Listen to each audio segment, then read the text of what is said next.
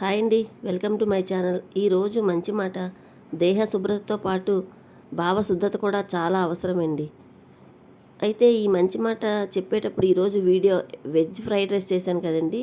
ఈ veg fried rice ఎలా చేయాలో అన్నీ మీకు ఆల్రెడీ చూస్తుంటే అర్థమవుతాయి. ఒక మాట చెప్పాలనుకుంటున్నానండి.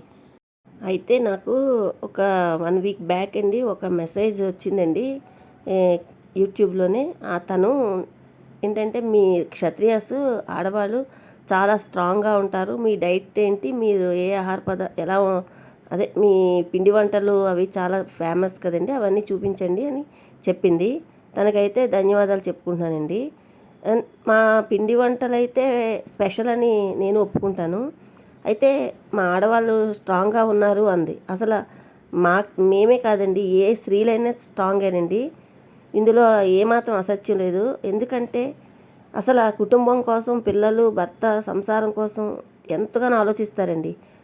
వాళ్ళ వ్యక్తిగతాలు అంటే మన సొంతంగా ఏమీ ఆలోచించుకోం. ఎప్పుడు ఇంటి కోసమే ఆలోచిస్తూ ఉంటాం. మనం ఎప్పుడు స్ట్రాంగ్గానే ఉంటామండి. అది క్షత్రియాస్ అనే కాదు, ఏ ఏ ఎందులోనైనా సరే, ఏ వయసు వాళ్ళైనా స్త్రీలంటేనే స్ట్రాంగ్గా ఉంటారండి. ఇదేమి అతిశయోక్తి కాదు కదండి. అసలు ముఖ్యంగా ఇంకా స్ట్రాంగ్గా ఉండాలి ఎవరైనా అంటే, మనం తినే ఆహారమే కాకుండా మన మన మనస్సులో ఎప్పుడు కూడా నెగిటివ్ ఫీలింగ్స్, నెగిటివ్ థాట్స్ ఉండకూడదండి. ఏ పనైనా మనం చేయగలం, మనం ఈ పని చేయగలం, ఈ పని ఎందుకు అవ్వదు అన్న ఒక కాన్ఫిడెన్స్ తోటే ఉండాలండి. ఖచ్చితంగా జరిగి తీరుతుందండి. అయితే అది జరిగేదాకా మనం ఉండవలసింది ఓపికగా ఉండాలి. ఎవరైనా, స్త్రీలైనా పురుషులైనా, ఎవరైనా సరే స్ట్రాంగ్గా ఉన్నారు అంటే దాని అర్థం, ఎటువంటి పరిస్థితుల్లోనైనా స్ట్రాంగ్గా ఉన్నారు అంటే దాని అర్థం వారి మనస్సులోని నెగిటివ్ ఫీలింగ్స్ కానీ, నెగిటివ్ థాట్స్ కానీ, టెన్షన్స్ కానీ, అంటే చిన్న చిన్న విషయాలకు అలజడి పడడం కానీ లేకుండా ఏదైనా ధైర్యంగా ఎదుర్కొనగలిగే శక్తి సామర్థ్యాలు ఉన్న వాళ్ళు ఎవరైనా కూడా స్ట్రాంగ్గానే ఉంటారండి. ఆ పని జరిగేదాకా ఓపికగా ఉంటే చాలండి.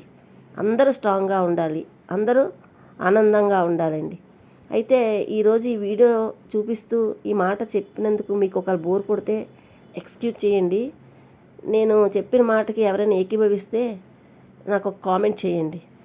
ఎందుకంటే ఆడవాళ్ళే కాదు, ఎవరైనా స్ట్రాంగ్గా ఉండాలంటే మనసులో పాజిటివ్ థాట్స్ ఉండాలండి. స్టార్టింగ్లో చెప్పినట్టు మంచి మాటలోని దేహ శుభ్రతతో పాటు భావశుద్ధత కూడా అవసరం అన్నాం కదా. అలాగా మనం ఆరోగ్యంగా, మనం కాకుండా మన మనస్సును కూడా ఆరోగ్యంగా ఉంచుకుంటే అందరూ స్ట్రాంగ్గా ఉంటారండి.